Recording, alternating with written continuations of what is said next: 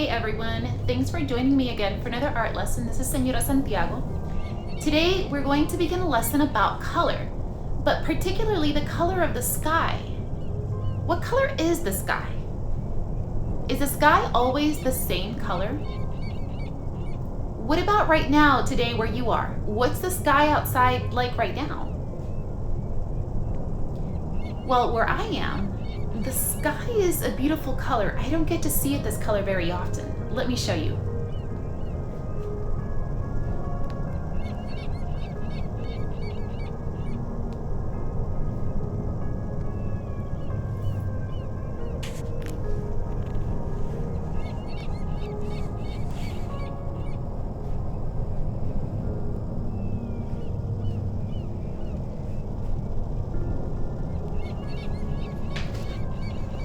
Isn't it beautiful? We're going to begin by reading a book. The book is called Sky Color by Peter Reynolds. When we're done with the book, I'm going to guide you into creating a work of art that's inspired by the colors in the book and by the color of the sky in this video. All right, let's get our supplies ready and let's get started.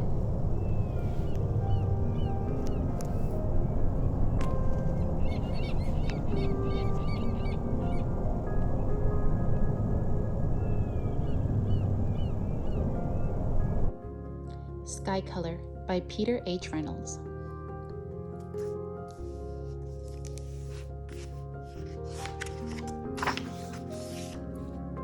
Sky Color.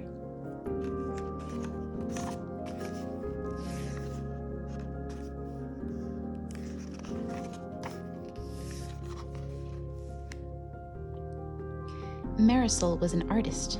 She loved to draw and paint, and even had her very own art gallery.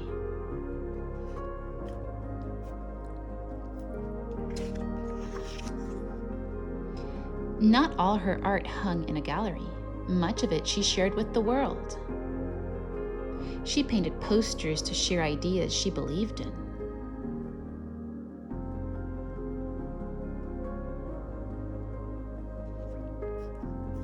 At school, Marisol was famous for her creative clothes, her box of art supplies, and her belief that everybody was an artist.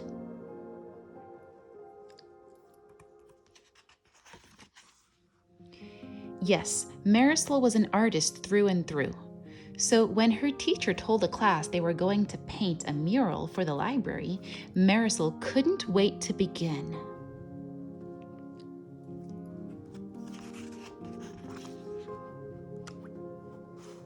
The class buzzed with the sound of brainstorming. The students talked and sketched. Together they made a great big drawing. Then they marched to the library. I'll paint a fish. I'll paint one too. I'll paint the ocean. Marisol shouted, I'll paint the sky.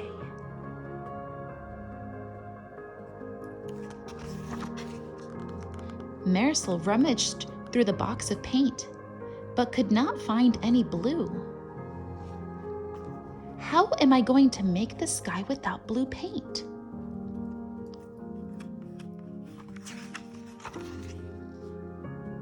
The bell rang. It was time to put their brushes down for the day. As she climbed aboard the bus, Marisol kept wondering. All the way home, she stared out the window.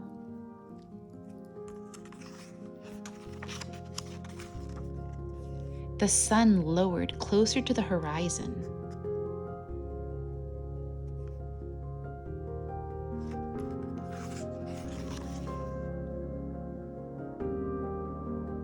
Later at home, Marisol watched the day turn into night.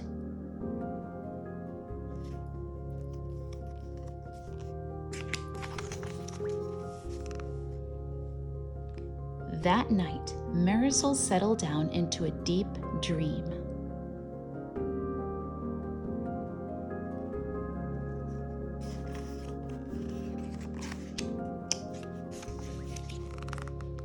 She drifted through a sky swirling with colors. The colors mixed, making too many to count.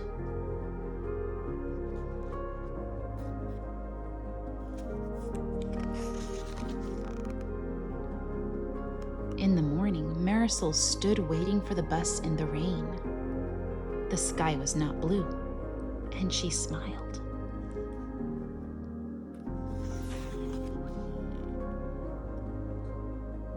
At school, Marisol raced to the library.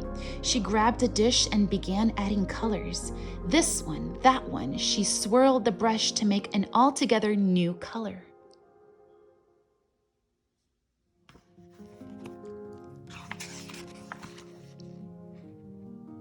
Marisol then began painting on the wall. A boy asked, "What color is that?" "That," Marisol said, "that is sky color."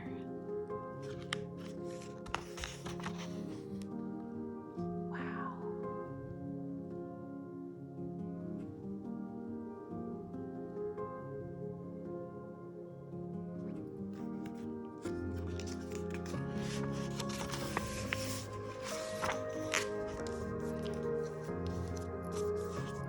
Thank you for joining me in reading this wonderful book by Peter H. Reynolds, Sky Color.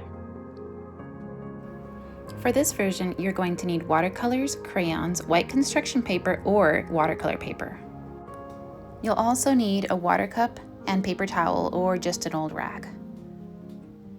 All right, guys, so you already know that we are going to be working with watercolor in this video. There are two other options that I'm going to go over in another video, but if you have watercolors, you can totally follow this video.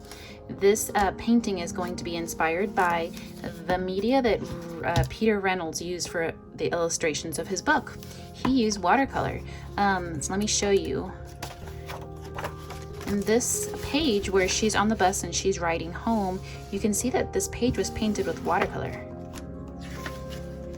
And this is actually the illustration that we're using for inspiration, because our painting is going to include us. It's a picture of you, and you're flying through a sky, and these colors are all swirling behind you on the sky. All right, so this video is going to lead you in painting your picture with watercolors. Okay, in the following videos, you'll have the option to use just crayons and markers or washable paint. All right, let's get to work. Here are a couple more of Peter Reynolds' books. These are some of my favorite. He wrote and illustrated The Dot, which we use at school a lot. And he also wrote Ish and Playing from the Heart. You might have some time to go find these books. All right, so we need a cup of water. We need a paintbrush that's not too small, not too big, so it's about as thick as one of my fingers, and it's a soft bristle brush. So you can see how that's soft. It's not a stiff brush, so I'm going to show you what a stiff brush would look like. Okay, so not something like this, okay, if you're going to be doing the watercolor. This is a stiff brush, and we're going to go with a brush more soft like this. Sometimes you'll find them like that. You might find them in other colors. These are synthetic, so they're not natural bristles. Sometimes they're natural, but we don't want the stiffer straw feeling brushes that I just showed you, okay? All right, so like I said, we're going to focus on watercolor. So I have my watercolors set here. This is what we call caked watercolors. Sometimes they come with a brush inside that you're welcome to use if you have a new one. I tend to lose my brushes all the time. There's also tubed watercolor. If you know how to do that, go for it. Use a tubed watercolor. Okay. You can do the watercolor on just a regular white construction paper. Regular white drawing paper like computer paper is not really going to work for watercolor because it's too thin. But if you choose to do the crayon marker version, then regular white paper, drawing paper will work, okay? Now, to get the actual effects that Peter Reynolds has on his pages, you would actually need watercolor paper. And I know that that doesn't look too much different, but watercolor paper has a texture on it that regular paper doesn't have. It's a lot thicker. You can definitely do it with white construction paper, but if you are one of the lucky ones that has watercolor paper at your house, I want you to stop, stand up, and do a happy dance, because woohoo, you're gonna get some amazing effects. I'm actually gonna demonstrate how wet on wet looks on watercolor paper, but I'm not gonna pursue finishing it on watercolor paper because I know the majority of you don't have watercolor paper at hand at home. But if you have watercolor paper, yay, you can go ahead and do this on your watercolor paper. All right. If you do not have watercolor, you can definitely just use regular paint, yellow, blue, and red, and we'll use those to mix the colors of the setting sun in the sky. And if you don't have any kind of paint, then just crayons and markers will be just fine. All right, I will have a sip of my coffee. You go ahead and get your supplies. Be back in a minute.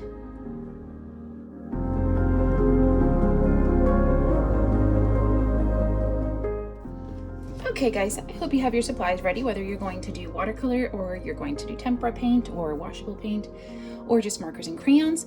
On the paper that you're working on, you are going to need to make a hill. We're going to paint a picture. We're going to draw / paint. We're going to combine those two techniques. A picture of you flying in the sky, just like the dream that she had. And so at the bottom of your at the bottom, and so this is the dream that she had where she's flying through a sky and all the colors are swirling. So we're going to go ahead and add a hill, and I did that with a green crayon. I'm adding some pressing down hard because we're actually going to paint that hill with green. Now if you there's an adaptation for this. If you don't do the watercolor, then you don't paint this hill with the paint. You actually color it in. And so I'm actually going to be working on 3 papers at the same time. That way I can accommodate all of you, whether you have watercolor or paint or markers and crayons. Okay, I'm going to get back to that. I'm going to draw myself flying through the sky here. All right, so take a moment and draw yourself flying through the sky. I'm going to use my crayons. I'm going to use watercolor on the sheet, so I cannot use markers on the same paper that I'm going to do watercolor, because these markers are water-based, and when I use the marker to draw myself and then I paint around me, the water is going to make these markers smear. Okay, so if you use markers today, only use them because you're not using any paint. Okay, if you use any paint, it'll just make these markers smear, all right, because they're water-based, and most of your markers at home are like that too. All right, I am going to draw. I'm going to start with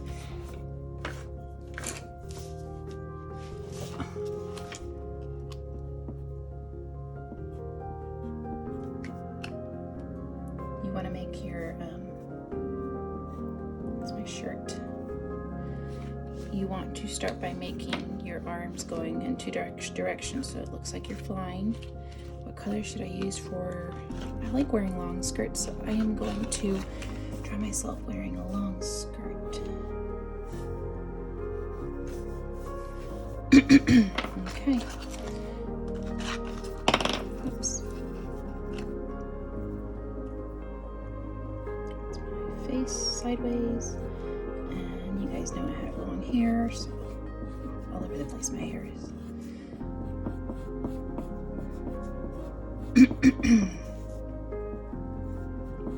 Okay, now just make one arm. 1, 2, 3. I am not good drawing hands, guys. Horrible drawing hands. Okay, and I'm gonna make the other arm over here. Okay, and one leg and another leg. All right.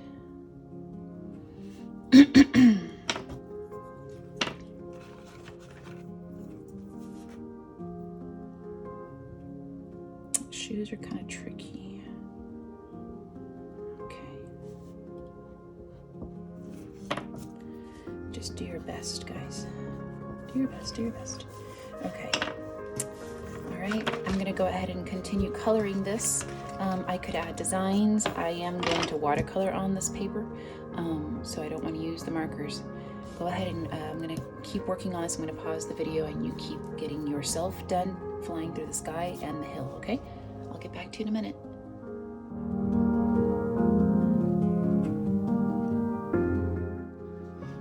Okay, I'm back. So I continued working with my drawing of myself flying through the sky, and I use my crayons to go ahead and color in the parts of my body, my clothes, and my hair.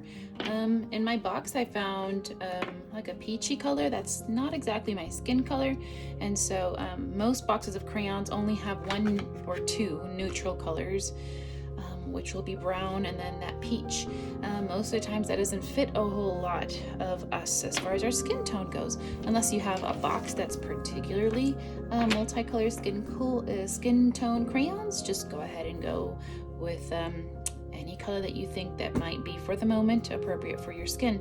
Okay, when you are working down here, if you're working, this is my watercolor sheet, so for this one I left some white areas on the mountain because I can go back in, since I pressed down pretty hard, I can go back in and paint this area with watercolor. Okay, for my other sheets there's another step for this. So if you're doing the watercolor with me, this is so far pressing down hard, not using markers, and now we're going to go ahead and move on with watercolor. Okay, but I'm going to set this paper aside for just a minute because I want to show you, if you happen to have watercolor paper, with you right now at your house, I want you to see what happens, okay? And how this actually looks if you were working on the watercolor paper. Before we actually start on here, I want you to use your water, and I want you to go ahead and put a little drop of water on each of these ovals, okay? For the sky, you're going to need red, orange, yellow, and some purple over here, okay? Just put a couple drops. All we want to do is get that wet, okay? All right, and you are going to need green, but we'll focus on that in just a minute. Just start with the sky. All right, so we got some water on those. When you're painting with watercolor, you always have to remember to not let those drops drip all over the place. So you're going to just let it dribble a little bit on the side, okay? All right, now I've got my watercolor wet here, and I want you to see what happens when you have watercolor paper. This is actually going to work on our construction paper, but it won't be as awesome, okay? I'm going to try to get a little closer so you can see. And we're going to wet that area, just wetting an area first without no paint on it, just wet. And this is why it's called wet on wet, okay? I'm going to go ahead and touch some of the purple. I'm not digging my brush inside it. I am just using that puddle of water on top and touch. See that? Isn't that awesome? Clean up my brush. Grab more water, get another area wet. Now this is the technique that Peter Reynolds used on that page where she is flying through the sky. I'm going to grab some red, just touching the puddle of water. See? Puddle, puddle, puddle. Okay. Touch and just let it spread. Clean up my brush. Grab some yellow and purple tend to come together and make a neutral color. So at some point here in the middle, you might see it turning kind of brownish, okay? So I just wanted you to see what this wet on wet looks like when you're actually using watercolor paper. I'm gonna grab some more purple and touch over here and touch there.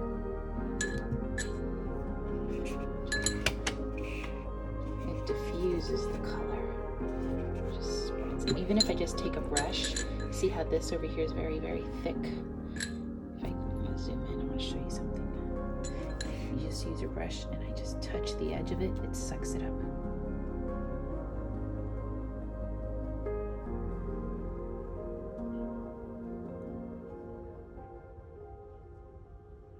See it moving that color across. I'm gonna wet this corner over here. Go for some red up here. Do red down here.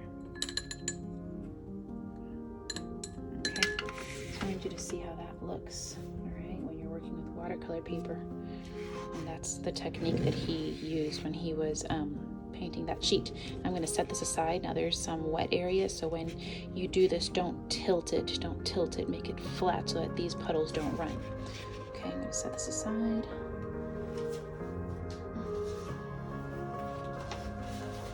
And I'm going to pick up the paper that we are working on, okay? So my water right now is very pink, okay? I can go ahead and rinse out my water and go ahead and paint the grass area, or I can just wait till I'm done with my sky and then rinse it out so I can use green on the mountain, okay? I'm gonna go ahead, I wanna stop right now. So I'm going to go ahead and wet this corner over here.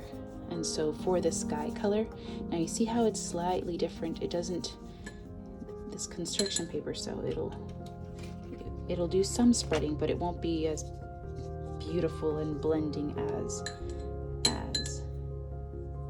as with the watercolor paper, okay? So the colors in your sky, you want them to be, grabbing some orange, you want them to go from yellow to orange to red, and then mix into purple. Now this paper that I'm using is construction paper. It's not as thick as watercolor paper, so I'm gonna be super careful that I don't overdo it. It is doing that spreading, see? Not as awesome as the other paper, but still, we do what we can. Now, since I used crayon on there, then I can definitely paint over it, but I don't want to turn myself, you know, to different colors. I'm going to try to be careful. I'm going to come down here by the hill. I think I want it to look like the sun down here.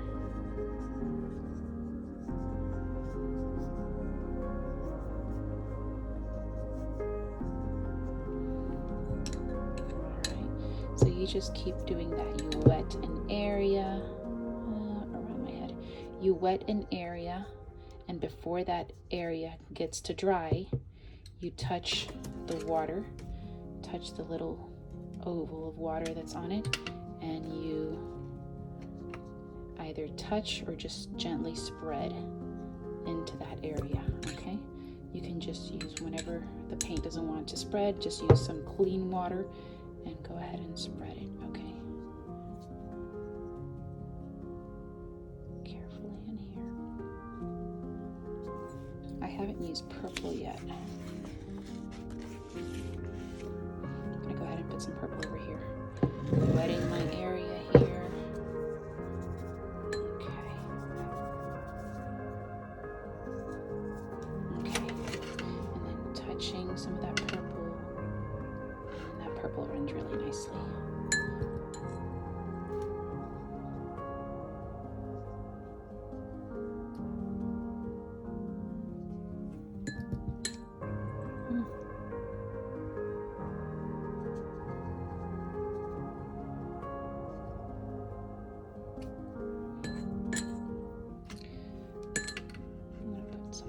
In here and grab some red and then clean up my brush. And whenever your water just starts getting way too mixed up, you can just go ahead and clean it out and grab another one, okay? I'm trying to be careful with myself over here so I'm not turning myself the colors of the sky. Alright, I'm going to go ahead and stop for a minute. You guys go ahead and finish painting your sky with this technique. Rinse out your cup and paint your hill with green. And after this, I'm going to move on to the next paper, which is the paper that we actually use paint and tempera to work with.